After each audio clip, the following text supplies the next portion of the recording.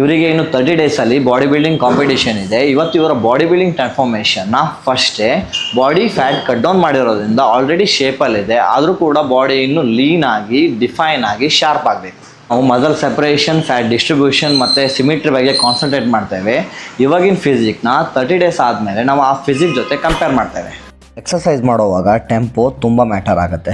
ಕಾಂಟ್ರಾಕ್ಷನ್ನ feel ಮಾಡಬೇಕು, ಬರೀ ವೆಯ್ಟ್ನ lift ಮಾಡೋದಲ್ಲ.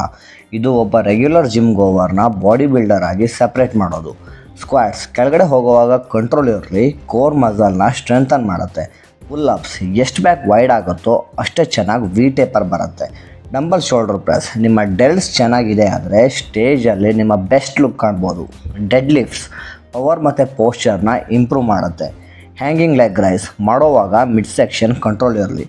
ಓಕೆ, ವರ್ಕೌಟ್ ಮುಗೀತು, ಆದರೆ ಫುಡ್ ನಿಮ್ಮ ಡಿಸಿಪ್ಲಿನ್ ತೋರಿಸ್ಬೇಕಾಗಿರೋದು ಇಲ್ಲೇ. ಪ್ರತಿಯೊಂದು ಮೀಲ್, ಕ್ಯಾಲೋರಿ, ಗ್ರಾಮ್ನ ಕೌಂಟ್ ಮಾಡ್ಕೋಬೇಕು. ಗೆಸ್ ಎಲ್ಲ ನಡೆಯೋಲ್ಲ ಇಲ್ಲಿ. ಬಾಡಿ ಲೀನ್ ಆಗೋದು ಜಿಮ್ಮಲ್ಲಲ್ಲ, ಕಿಚನ್ನಲ್ಲಿ. ಚಾಂಪಿಯನ್ಸ್ ರೆಡಿ ಆಗೋದು ಇಲ್ಲೇ. ಡೇ 1 ಮುಗೀತು, ಸ್ವಲ್ಪ ಈಸಿ ಆಗಿತ್ತು.